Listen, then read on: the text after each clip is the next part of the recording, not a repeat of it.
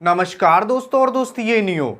देखिए, जैसा कि आप जानते होंगे, अभी जो सबसे ज्यादा ट्रेंडिंग टॉपिक चल रहा है वो चल रहा है राहुल गांधी को जो 2 साल की सजा हुई है जेल की, उसको लेकर। तो इनको सजा क्यों हुई है, किस लिए हुई है, इन्होंने क्या ऐसा काम किया था, क्या ऐसा अपने मुंह से बोल दिया था जो इनको 2 साल की सजा हो गई है, और इनको किस धारा के तहत ये सजा दी गई है। तो एकदम डिटेल में खखोर के जानने वाले इनके बारे में।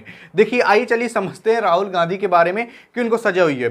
तो इनके ऊपर जो केस चल रहा है वो चल रहा है भैया डेफोमेशन का केस। अब बहुत से लोग यार मूड़ी खजुआएंगे और सोचेंगे यार डेफोमेशन क्या होता है। बहुत जगह आप सुन रहे हो डेफोमेशन केस चल रहा है। तो डेफोमेशन का मतलब ये होता है मानहानि का मामला। मानहानि का मामला ये होता है कि अगर आप किसी के भैया मान सम्मान के बारे में उल्टा सीधा बोल देते हो तो उसी कहते हैं हम डेफोमेशन केस, यानी मानहानि का मामला।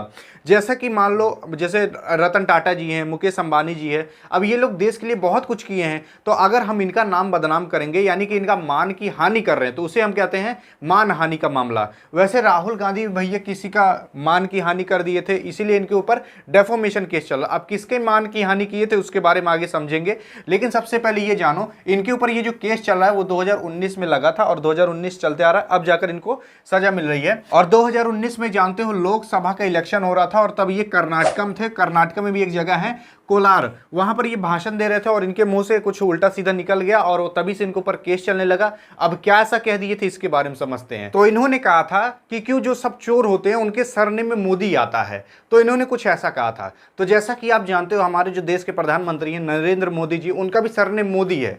लेकिन ये राहुल गांधी जी हैं, वो कह रहे थे कि भैया नीरव मोदी एक आदमी है, एक मनई है, जो कि भारत से बहुत सारा पैसा लेकर भागा है, क्योंकि इसके लास्ट में भी सरनेम मोदी आता है।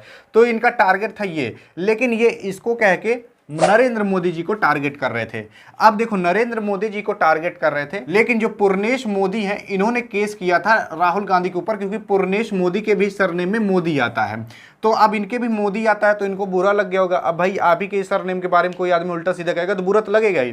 तो इन्होंने क्या किया था, राहुल गांधी के ऊपर 2019 में केस कर दिया था। और ये पूर्णेश मोदी भी कोई आम आदमी नहीं है, ये भैया एमएलए हैं जो कि बीजेपी पार्टी से बिलोंग करते हैं। अब ये जो राहुल गांधी को सजा मिली है वो मिली है भैया गुजरात में एक जगह है जिसका नाम है सूरत, वहां पर एक कोर्ट है, वहां पर इनको ये सजा मिली है। और जो सजा दिया है वो आदमी है भैया चीफ जुडिशियल मजिस्ट्रेट हैं और उनका नाम है एच वर्मा। और इन्होंने ही 2 साल की सजा दी है जेल की, किसको, राहुल गांधी जी को। और राहुल गांधी जी को किस चीज से सजा दी गई है, वो दी गई है भैया इंडियन पीनियल कोड, जिसको कि हम आईपीसी भी कहते हैं। इसके भैया सेक्शन 499 और 500 से इनको सजा दी गई है, क्योंकि ये 499 यानी कि 499 और 500 भैया डेफोमेशन से डील करता है। डेफोमेशन का मतलब जानते हो, मतलब मानहानि का मामला, यानी कि किसी के नाम को आप बदनाम कर रहे हो। जैसे यहां पर ये क्या कर रहे थे, मोदी सरनेम को बदनाम कर रहे थे, इसलिए इनके ऊपर भैया 499 और 500 का सेक्शन लगा है जो कि डेफोमेशन से डील करता है। अब आप सोच रहे होंगे कि जो राहुल गांधी जी हैं अभी तो ये जेल में होंगे, यानी कि भैया जब 2 साल की सजा मिल गई तो इनको जेल में होना चाहिए। तो अभी जेल में नहीं है, क्योंकि जब इनका भैया जब केस खत्म हुआ था तो तुरंत ही इनको क्या हुआ था, बेल मिल गई थी। और बेल मिल गई है 1 महीने के लिए, ताकि अगर ये हायर कोर्ट में अपील करना चाहें तो कर लें, अगर उसके बाद नहीं किए तो इनको जेल होगी। और दूसरी चीज, अब राहुल गांधी का कहना यहाँ पर यह है, राहुल गांधी के वकील का कह रहे हैं कि ये जो भैया कोर्ट में सब कुछ चला है ये सारा रॉन्ग है।